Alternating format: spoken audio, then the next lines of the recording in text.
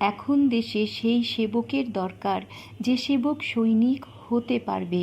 সেবার ভার নেবে নারী কিংবা সেই পুরুষ যে পুরুষের মধ্যে নারীর করুণা প্রবল। নারীর ভালোবাসা আর পুরুষের ভালোবাসা বিভিন্ন রকমের। নারীর ভালোবাসায় মমতা আর চোখের জলের করুণাই বেশি। পুরুষের ভালোবাসায় আঘাত আর বিদ্রোহই প্রধান। দেশকে যে নারীর করুণা নিয়ে সেবা করে সে পুরুষ নয়, হয়তো মহাপুরুষ।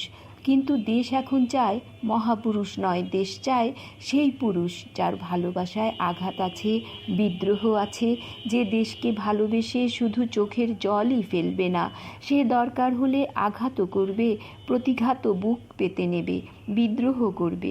বিদ্রোহ করা, আঘাত করার পশুত্ব বা পৈশাচিকতাকে যে অনুভূতি নিষ্ঠুরতা বলে দোষ দেয় বা সহ্য করতে পারে না, সেই অনুভূতিই হচ্ছে নারীর অনুভূতি।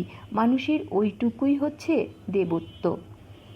যারা পুরুষ হবে, যারা দেশ সৈনিক হবে, তাদের বাইরে ওই পশুত্বের বা অসুরত্বের বদনামটুকু সহ্য করে নিতে হবে।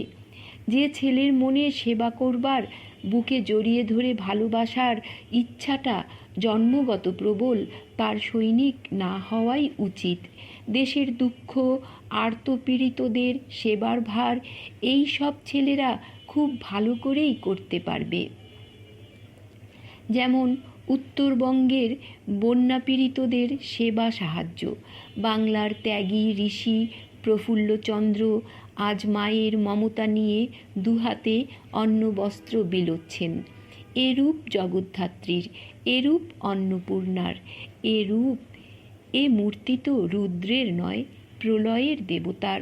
চোখে এমন মায়ের করুণা খরে না।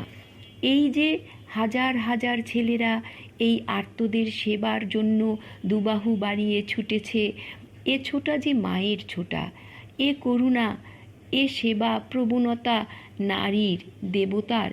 আমরা এদের পূজা করি, কিন্তু এতে তো দেশের বাইরের মুক্তি, স্বাধীনতা আনবে না। রবীন্দ্রনাথ, অরবিন্দ, প্রফুল্ল বাংলার দেবতা। তাদের পূজার জন্য বাংলার চোখের জল চিরনিবেদিত থাকবে। কিন্তু সেনাপতি কই? সৈনিক কোথায়? কোথায় আঘাতের দেবতা, প্রলয়ের মহারুদ্র? সে পুরুষ এসেছিল বিবেকানন্দ। সে সেনাপতির পৌরুষ হুঙ্কার গর্জে উঠেছিল বিবেকানন্দের কণ্ঠে। ওরে আমার ভারতের সেরা, আগুন খেলার সোনার বাংলা, কোথায় কোন অগ্নিগিরির তলে তোর বুকের অগ্নিসিন্ধু নিস্তব্ধ নিস্পন্দ হয়ে পড়ল? কোন অলস করা করুণার দেবতার বাঁশির সুরে সুরে তোর উত্তাল অগ্নিতরঙ্গমালা স্তব্ধ নিথর হয়ে পড়ল? কোথায় ভীমের জন্মদাতা পবন? ফুঁদাও, ফুঁদাও এই নিবন্ত অগ্নিসিন্ধুতে। আবার এর তরঙ্গে তরঙ্গে নিযুত নাগ নাগিনীর নাগ হিন্দোলা উলসিয়া উঠুক। ওগো করুণার দেবতা, প্রেমের বিধাতা, বাঁশির রাজা, তোমরা মুক্ত বিশ্বের। তোমরা এ ঘুমন্ত দাস অলস ভারতের নও। এই অলস জাতিকে তোমাদের সুরের অশ্রুতে আরও অলস উতল করে তুলো না। তোমাদের সুরের কান্নায় কান্নায় এদের অলস আর্ত আত্মা আরও কাতর, আরও ঘুম আর্দ্র হয়ে উঠল যে। এ সুর তোমাদের থামাও, আঘাত আনো, হিংসা আনো, যুদ্ধ আনো, এদের এবার জাগাও। কান্না কাতর আত্মাকে আর কাঁদিও না। আমরা যে আশা করে আছি কখন সে মহাসেনাপতি আসবে, যার ইঙ্গিতে আমাদের মতো শতকোটি সৈনিক বহ্নিমুখ পতঙ্গের মতো তার ছত্রতলে গিয়ে হাজির হাজির বলে হাজির হবে। হে আমার অজানা প্রলয়ঙ্কর মহাসেনানী, তোমায় আমি দেখি নাই, কিন্তু তোমার আদেশ আমি শুনেছি। আমি শুনেছি আমায় যুদ্ধ ঘোষণার যে তুর্য বাদনের ভার দিয়েছ, সে ভার আমি মাথা পেতে নিয়েছি। এ যে তোমার হুকুম, সাধ্য কি আমি তার অমান্য করি? হে আমার অনাগত অব্যক্ত মহাশক্তি, বাজাও বাজাও, এমনি করে আমার কণ্ঠে তোমার প্রলয় সিংহা বাজাও। তোমার রণভেরী আমারই ক্ষীণ কণ্ঠে আর্তনাদ করে উঠুক। ঘরের পরের সকল মার, সকল আঘাত যেন নির্বিকার চিত্তে হাসি মুখে সহ্য করে আমি তোমারই দেওয়া তুর্যে যুদ্ধ ঘোষণা করতে পারি। হে আমার অপ্রকাশ মহাবিদ্রোহী, তুমিই আমায় বল দিও। যেদিন তুমি আসবে সেদিন যেন তোমারই পতাকা তলে তোমার দেওয়া তরবারি করে রক্ত সৈনিক বেশে দাঁড়াতে পারি। সেদিন কলিজার শোণিত মাখা তরবারি তোমার পদতলে অর্ঘ্য দিয়ে যেন তোমার রক্ত আঁখির প্রসাদ চাওয়ায় বঞ্চিত না হই। যখন দুশ্মনের বর্ষাফলক আমার বুকে বিদ্ধ হয়ে আমার সৈনিকের গৌরবদীপ্ত মরণের অধিকারী করবে, যখন আমার রক্তহীন দেহ ধুলায় লুটিয়ে পড়বে, সেদিন তুমি বলো প্রভু বৎস, তুমি আমার কর্তব্য করেছ।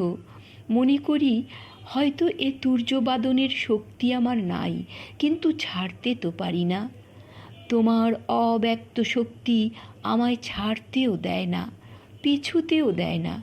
সে ক্রমেই অগ্রে, আরও অগ্রে ঠেলে নিয়ে যায়। আমার অসম্পূর্ণতা, আমার অপ্রকাশ, যা তোমার চোখে ক্ষমার, তা যে অন্যের চক্ষে অপরাধের প্রভু।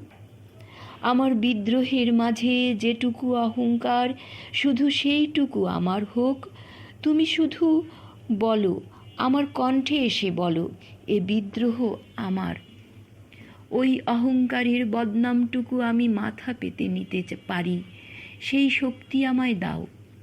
আমার মাঝে বিদ্রোহী বেশে যখন এলে, হে আমার অনাগত মহাবিদ্রোহী বিপুল শক্তি, তখন তো বুঝিনি যে আমায় শুধু বাইরের আঘাত, ঘরের মারটুকুর অধিকারী করে নিলে।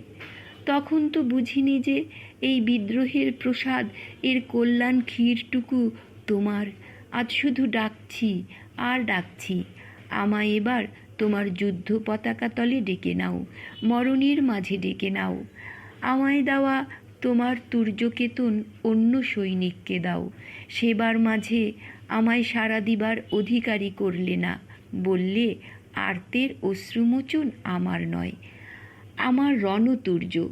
আমি প্রলয়ের, আমি প্রেমের নই, আমি রুদ্রের, আমি করুণার নই, আমি সেবার নই, আমি যুদ্ধের, আমি সেবক নই, আমি সৈনিক, আমি পূজার নই, আমি ঘৃণার, আমি অবহেলার, আমি অপমানের। আমি দেবতা নই, আমি হিংস্র বন্য পশু। আমি সুন্দর নই, আমি বীভৎস। আমি বুকে নিতে পারি না, আমি আঘাত করি। আমি মঙ্গলের নয়, আমি মৃত্যুর। আমি হাসির নয়, আমি অভিশাপের। হে আমার মাঝের তিক্ত শক্তি, রুদ্রজ্বালা, বিষ দাহন। হে আমার যুগে যুগে নির্মম নিষ্ঠুর সৈনিক আত্মা, তোমায় আমি যেন প্রশংসার লোভে খাটো না করি। তোমাকে দেবতা বলে প্রকাশ করবার ভণ্ডামি যেন কোনোদিন আমার মাঝে না আসে। আমি নিজে যতটুকু, ঠিক ততটুকুই যেন প্রকাশ করি। যুগে যুগে পশু আমার, সৈনিক আমার। আমার জয় হোক।